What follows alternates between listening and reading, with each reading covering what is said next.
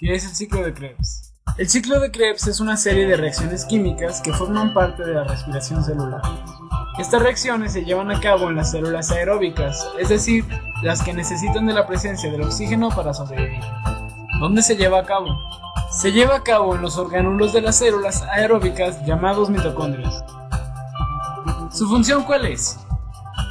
A pequeña escala le da energía a la célula para realizar las funciones que necesita. Por ejemplo, la mitosis. A gran escala le da energía al organismo entero para que sobreviva. Humanos, gatos, elefantes, alacranes y arañas. Ahora que ya saben lo básico, podrán entender este diagrama.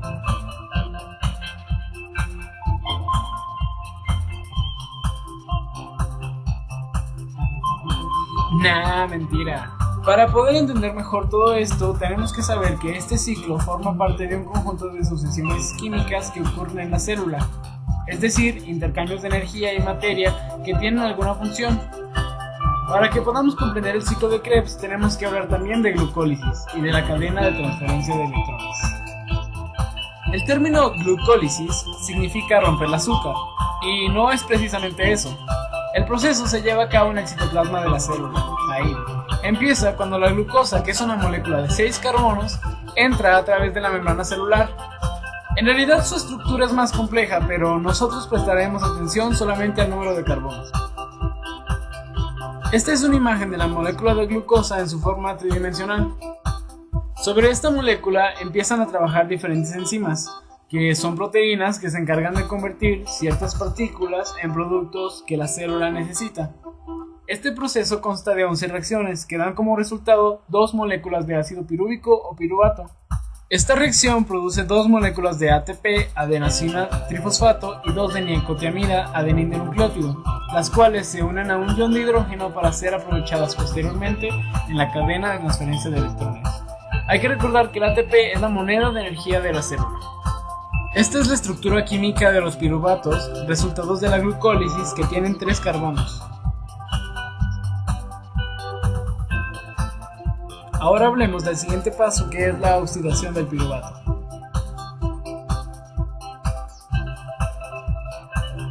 Los restos de glucosa están casi listos para entrar al ciclo de Krebs, pero primero necesitan deshacerse de un carbono. Lo hacen y este se une a un oxígeno diatómico para formar CO2, el cual expira nuestro organismo.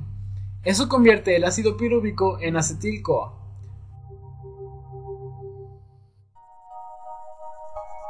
Esta es la estructura química del acetil-CoA.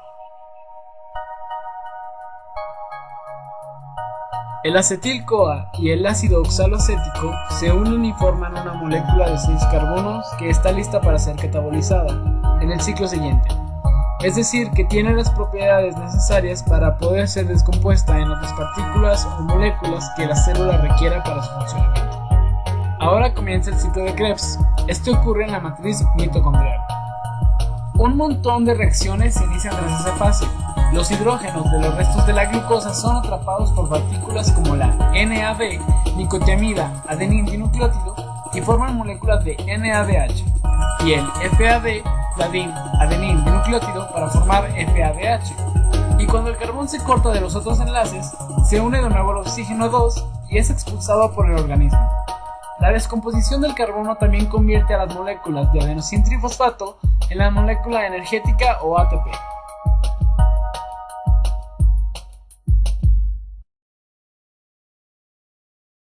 En la glucólisis se produjeron 2 moléculas de ATP y 2 de NADH, en total por los 2 piruvatos.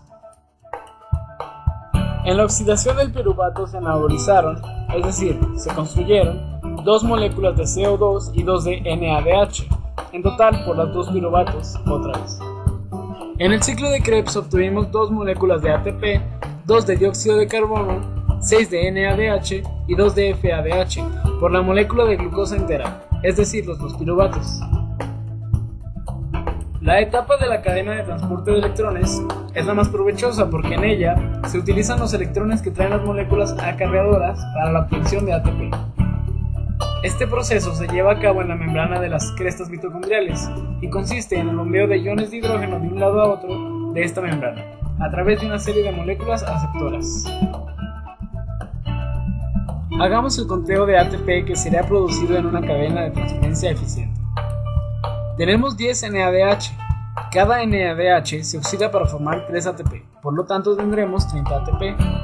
También hay 2 FADH. Cada uno se oxida en la cadena de transporte de electrones, formando 2 ATP, por lo tanto en total tenemos 4 ATPs. En total tenemos 38 ATP, una gran cantidad de energía. Y así es como nuestras células transforman los carbohidratos en energía.